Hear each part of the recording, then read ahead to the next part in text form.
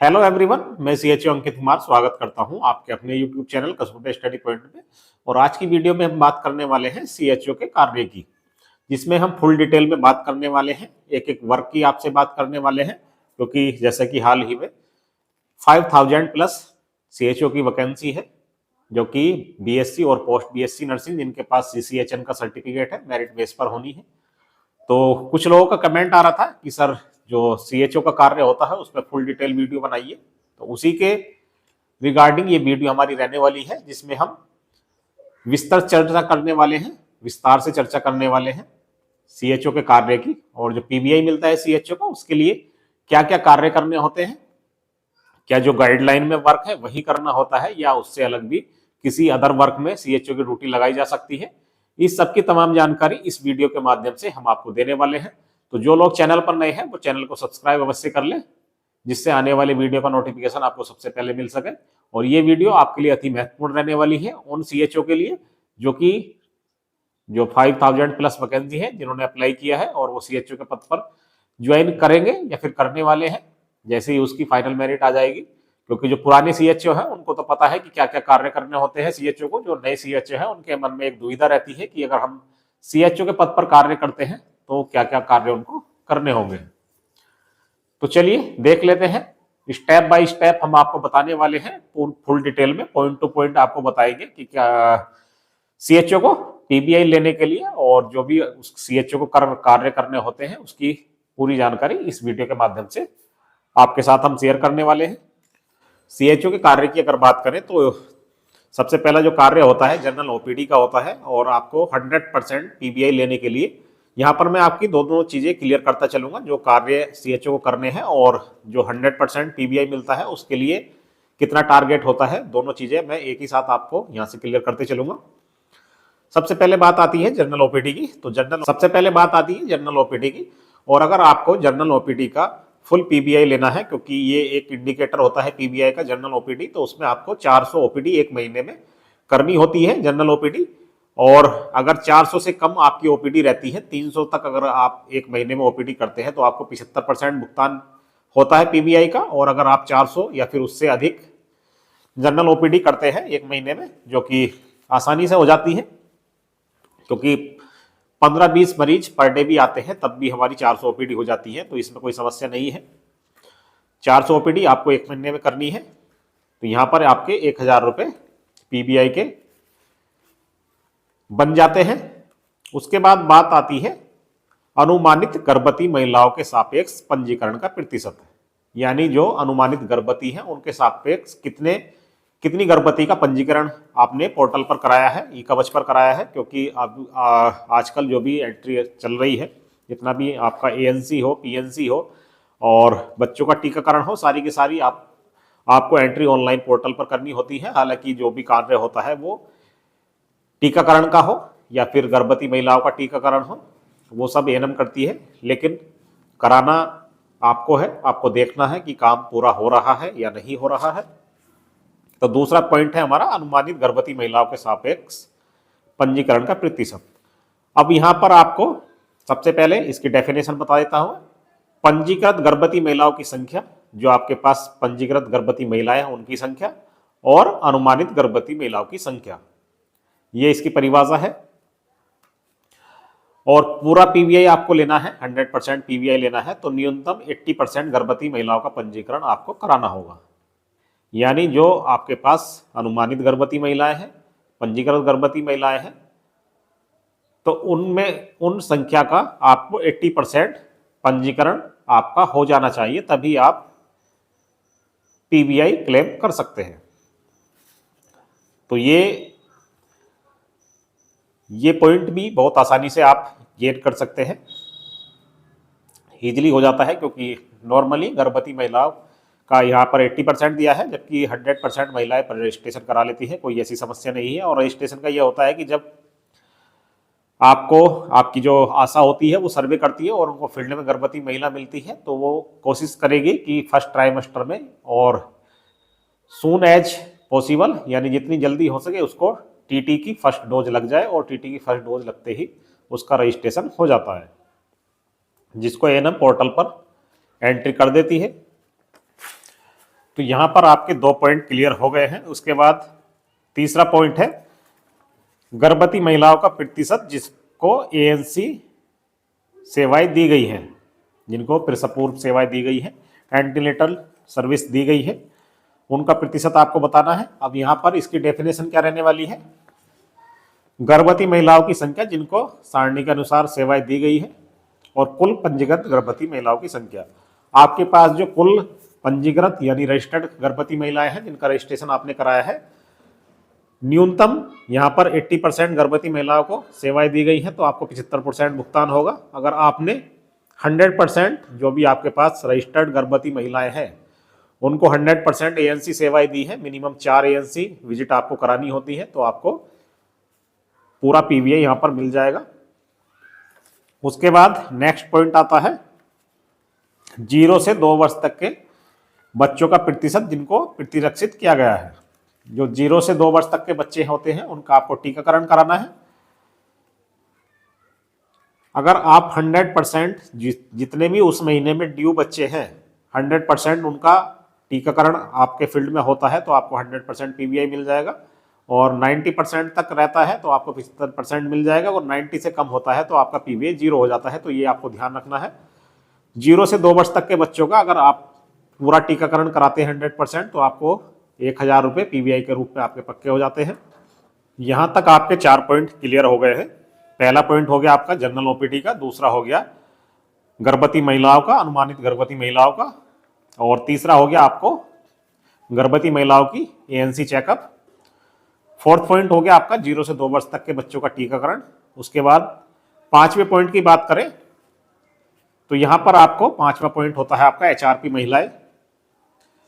HRP महिलाएं यानी जो भी आपके फील्ड में हाई रिस्क प्रेगनेंसी वाली महिलाएं मिलेंगी आपको, उनका 100% फॉलोअप आपको कराना है। तो आपको यहाँ पर पीबीआई के 1000 रुपये मिल जाएंगे। अगर आप फॉलोअप 100% से आपका कम रहता है तो आपका जो पीबीआई है वो 0 हो जाता है एचआरपी का। तो यहाँ पर आपको ध्यान रखना है जो भी एचआरपी महिलाएं आपके फील्ड में होंगी उनका आपको 100% फॉलोअप कराना है। उसके बाद बात आती है नेक्स्ट पॉइंट की, तो नवजात शिशुओं का प्रतिशत जिनको गृह आधारित नवजात देखभाल के अंतर्गत भ्रमण किया गया है।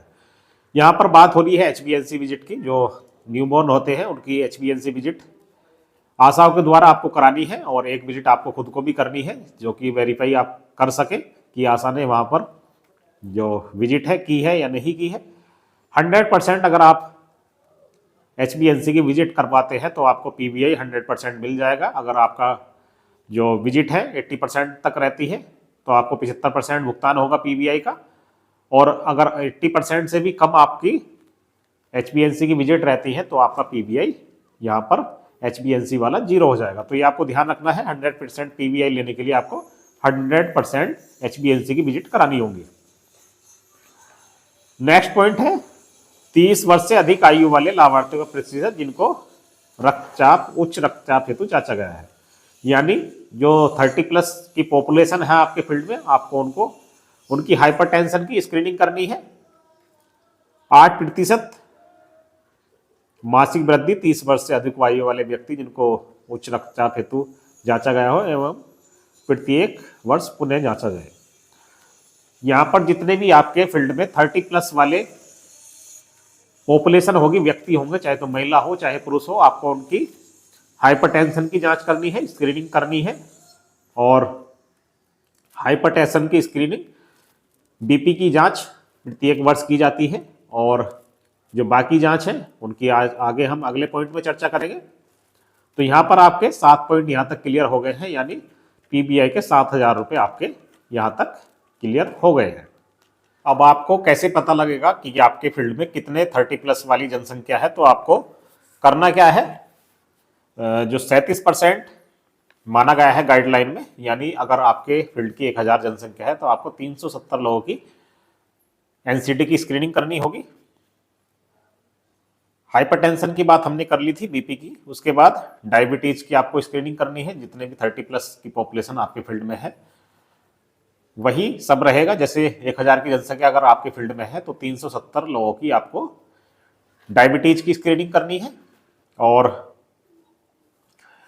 प्रत्येक वर्ष फिर से रिपीट होती है डायबिटीज की, जैसे बीपी की रीस्क्रीनिंग होनी है और डायबिटीज की भी वैसे ही नेक्स्ट ईयर रीस्क्रीनिंग होनी है।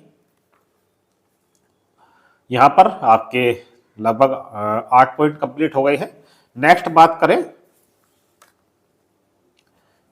उपचारित किए जा रहे बीपी वाले रोगों का प्रतिशत, यानी जो भी आपके फील्ड में स्क्रीनिंग के बाद, एनसीटी स्क्रीनिंग के बाद बीपी के मरीज डायग्नोस हुए हैं तो उनका आपको 50% उपचार करना है। यानी आपके यहाँ से 50% लोगों का उपचार चल रहा हो, ट्रीटमेंट चल रहा हो, जो लोग डायग्नोस हो गए हैं। 50% अगर आपके यहाँ से ट्रीटमेंट चल रहा है, वो मेडिसिन आपके यहाँ से ले रहे हैं, तो आपको पीबीआई यहाँ पर 100% मिल जाता है। उसी तरह से नेक्स्ट पॉइंट है, जो डायबिटीज वाले पेशेंट डायग्नोस होते हैं, जो डायग्नोस करने के बाद पॉजिटिव आते हैं, डायबिटीज की स्क्रीनिंग करने के बाद पॉजिटिव आते हैं, तो उनका भी 50% आपको ट्रीटमेंट करना है। 50% से कम रहते हैं तो आपका जो पीबीआई है वो 0 हो जाएगा। और अगर आप 50% लोगों का ट्रीटमेंट अपने सेंटर से करते हैं, जो कि एनसीडी में पॉजिटिव है, डायबिटिक पॉजिटिव हो, चाहे फिर बीपी पॉजिटिव हो, यानी हाइपरटेंशन का हो, या फिर डायबिटिक पेशेंट हो, मिनिमम 50% आपको ट्रीटमेंट अपने सेंटर से करना है अगर आपको 100% पीबीआई लेना है। उसके बाद नेक्स्ट पॉइंट आता है टीबी स्क्रीनिंग का। अब टीबी स्क्रीनिंग का क्या है, जो जनरल ओपीडी आपके पूरे महीने में होती है उसका 3% आपको बलगम के सैंपल जांच के लिए भेजने हैं। मान लिया आपने 400 ओपीडी एक महीने में की है तो आपको कम से कम 12 सैंपल या फिर 12 स्क्रीनिंग टीबी पेशेंट की करनी होगी, उनके सैंपल जांच के लिए भिजवाने होंगे। तो ये आपको मोटा मोटा ध्यान रखना है कि 400 पेशेंट है तो 12 हो जाएंगे, यानी 3% आपको जनरल ओपीडी के जो सैंपलिंग है, टीबी की स्क्रीनिंग है, वो करनी है। और अगर संख्या आपकी 400 से बढ़ती है तो उस हिसाब से 3% के हिसाब से सैंपल की संख्या बढ़ जाएगी। आगे अगर बात करें नेक्स्ट पॉइंट की, टीबी रोगियों का प्रतिशत जिनको उपचार प्रोटोकॉल के अनुसार किया जा रहा है। जो टीबी के पेशेंट पॉजिटिव आए हैं उनको प्रोटोकॉल के अनुसार ट्रीटमेंट उनका चल रहा है, तो 100% ट्रीटमेंट उन पेशेंट का चलना चाहिए, तभी आपको पीबीआई 100% मिल सकता है। और अगर आपका 100% से कम ट्रीटमेंट रहता है, यानी टीबी पॉजिटिव पेशेंट आ गया है और आप उसको फॉलोअप नहीं कर पाए हैं, काउंसलिंग आपने सही से उसकी नहीं की है और उसने ट्रीटमेंट अपना शुरू नहीं किया है, तो आपका जो पीबीआई है वो 0 हो जाएगा। 100% पीबीआई आपको तभी मिलेगा जब जितने भी पॉजिटिव टीबी वाले पेशेंट आए हैं सबका ट्रीटमेंट चल रहा हो, उपचार चल रहा हो, तभी आपको 100% यहाँ पर पीबीआई मिल सकता है। नेक्स्ट पॉइंट आता है ग्राम स्वास्थ्य एवं पोषण दिवस का नियोजन के सापेक्ष आयोजन। वीएचएनडी सेशन, यानी जो टीकाकरण होता है गांव में, जो वीएचएनडी सेशन होते हैं, तो वहां पर आपको एक गांव में एक सेशन कंडक्ट कराना ही कराना है, तो इसमें कोई दिक्कत नहीं आती है, आसानी से हो जाता है। वो एएनएम करती है टीकाकरण। अगर आपके सब सेंटर के अंतर्गत 4 गांव हैं तो 4 वीएचएनडी सेशन होने चाहिए जिसका आपको सुपरविजन करना है, और ये 100% होता है। किसी वजह से सेशन कंडक्ट नहीं होता है तो आपका पीबीआई कम हो जाता है।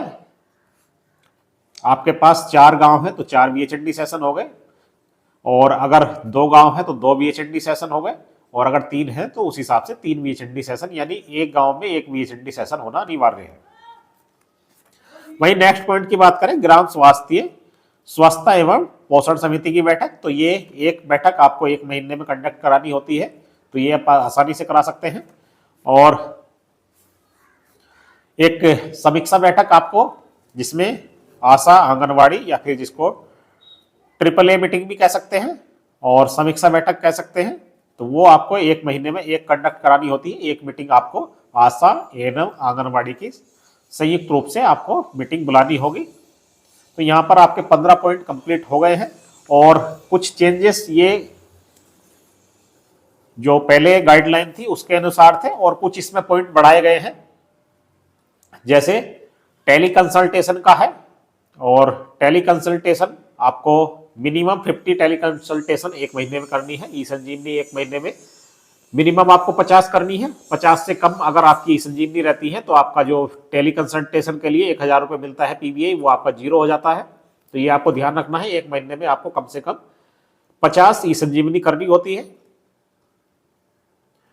वहीं आपको डेली रिपोर्टिंग डेली करनी है, जो भी आप पूरे दिन में काम करते हैं, जनरल ओपीडी हो या फिर अदर वर्क हो, उनकी आपको डेली रिपोर्टिंग जो HWC का पोर्टल होता है उस पर डेली आपको एंट्री करनी है।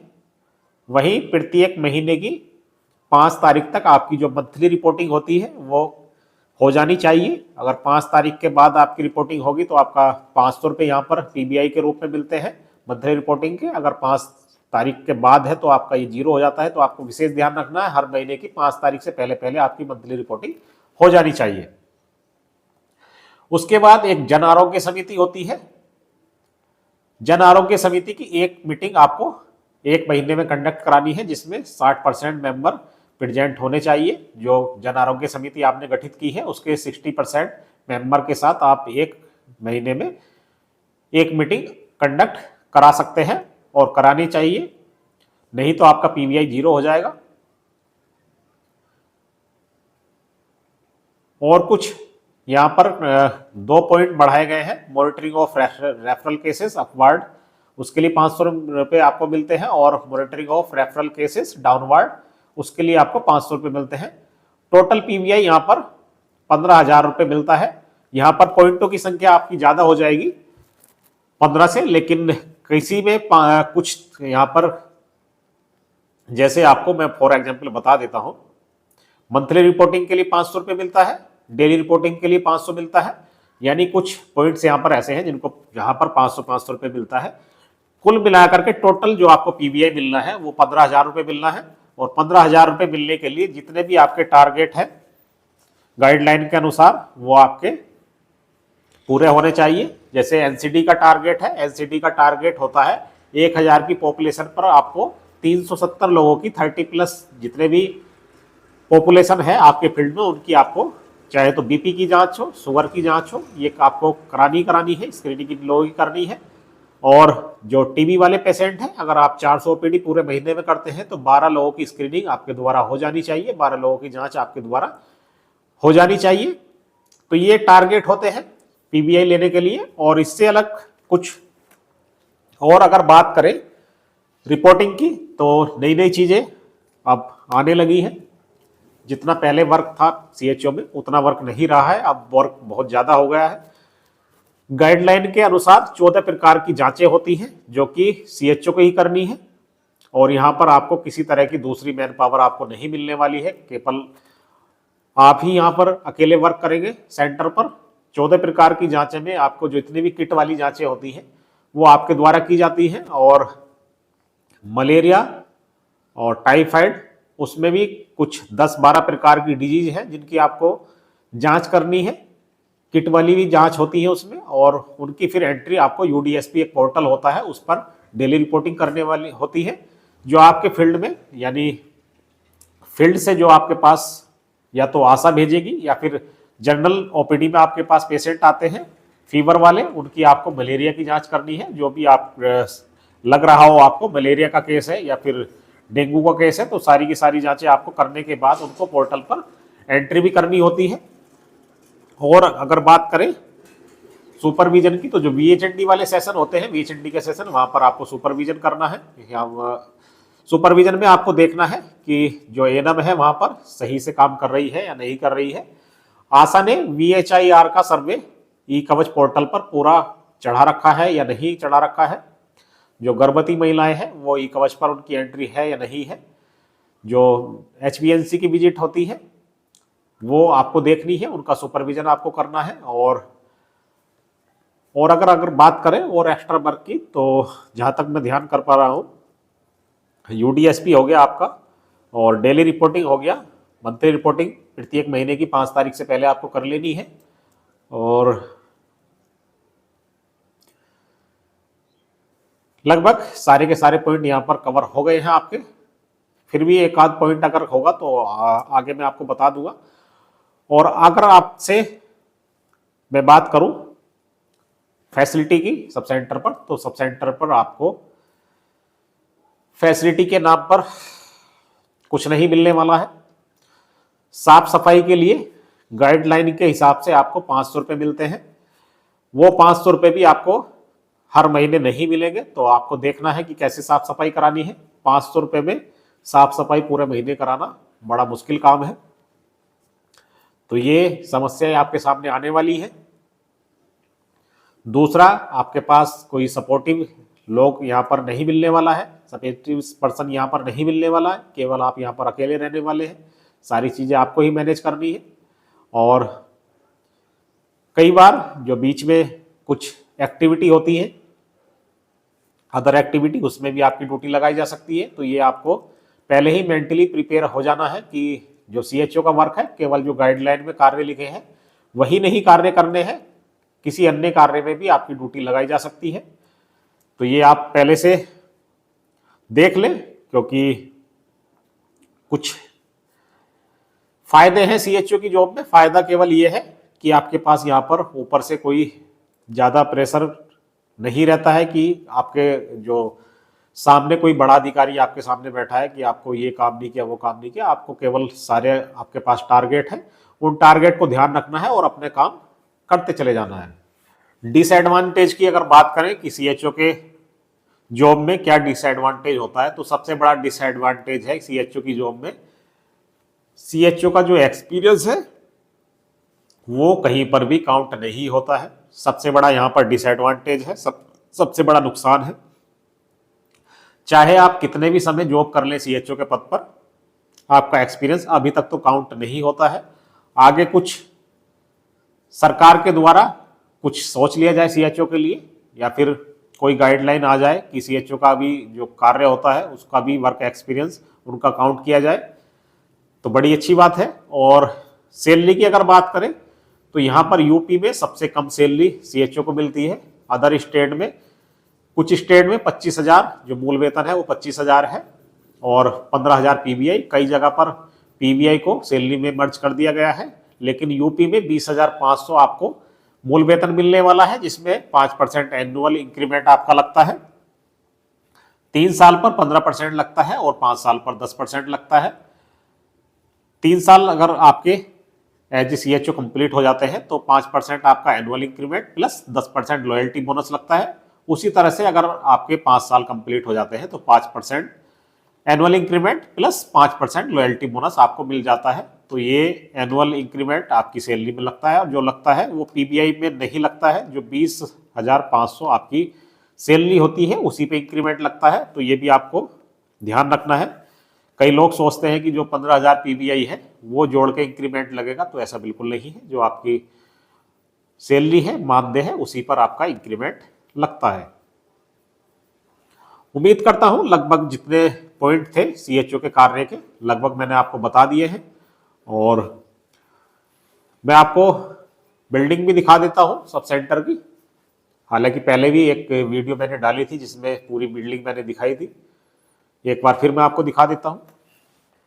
ये आप देख पा रहे होंगे, ये मेरा रूम है, ये मेडिसिन रखी हुई है, और ये एक अलमीरा है, टेबल है, चेयर है, कुछ और चेयर है, और यहाँ पर दूसरी टेबल रखी हुई है। हालांकि एग्जामिनेशन टेबल है, लेकिन अलग से कोई मेडिसिन रखने की व्यवस्था ना होने के कारण जो एग्जामिनेशन टेबल है उसी पर मैंने मेडिसिन रख रखी है। ये इंटरनल व्यू है जो एचडब्ल्यूसी होता है, जिसमें सीएचओ बैठते हैं। ये सीएचओ का रूम है जो आप देख रहे हैं इस समय, और बाहर से भी मैं आपको दिखा देता हूं। बाहर से आप देख सकते हैं, ये जो सामने आप देख रहे हैं ये सीएचओ के लिए रूम होता है, और ये पुराना सब सेंटर है जिसपे एएनएम बैठती है, टीकाकरण करती है। ये बिल्डिंग है सीएचओ की पुरानी। यहाँ पर हेड पंप लगा हुआ है, टंकी लगी हुई है। हालांकि ये चालू नहीं है क्योंकि पहले यहाँ पर बिजली का कनेक्शन नहीं था, अभी कनेक्शन कराया है। अभी टंकी वगैरह चालू नहीं हो पाई है, समरसेबल चालू नहीं हो पाया है। तो ये समस्याएं आपको देखने को मिलेंगी। और जो शौचालय है सीएचओ वाले रूम का, वो भी रनिंग में नहीं है। तो ये कुछ समस्याओं का आपको सामना करना पड़ सकता है सीएचओ की जॉब में। सब जगह हालांकि ऐसा नहीं है, कुछ जगह पर लाइट, पानी, शौचालय सब चालू है, लेकिन बहुत सारे सेंटर ऐसे हैं जहां पर ये असुविधा आपको देखने को मिल सकती है।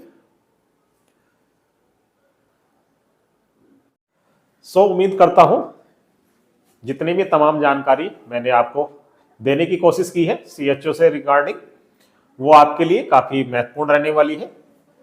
जो नए सीएचओ आने वाले हैं, 5586 वैकेंसी है, काफी ह्यूज वैकेंसी है, काफी बड़ी संख्या में सीएचओ, नए सीएचओ आने वाले हैं। तो उनके लिए ये वीडियो काफी महत्वपूर्ण रहने वाली है। यहाँ पर जितने भी सीएचओ के कार्य थे लगभग मैंने आपको बता दिए हैं। और फिर भी आपकी कोई माइंड में डाउट है, कोई किसी तरह की क्वायरी आपकी है, तो आप मुझे कमेंट बॉक्स में कमेंट करके पूछ सकते हैं। मैं जवाब देने की कोशिश करूंगा, जो भी आपका सवाल होगा उसका आंसर करने की कोशिश करूंगा, बेहतर आंसर करने की कोशिश करूंगा। तो वीडियो को अपने दोस्तों के साथ शेयर भी करते रहें, और जो लोग चैनल पर नए हैं वो चैनल को सब्सक्राइब अवश्य कर लें। इस तरह की कुछ महत्वपूर्ण जानकारी हम आपके लिए लेकर आते रहते हैं। मिलते हैं नेक्स्ट वीडियो में, तब तक के लिए जय हिंद।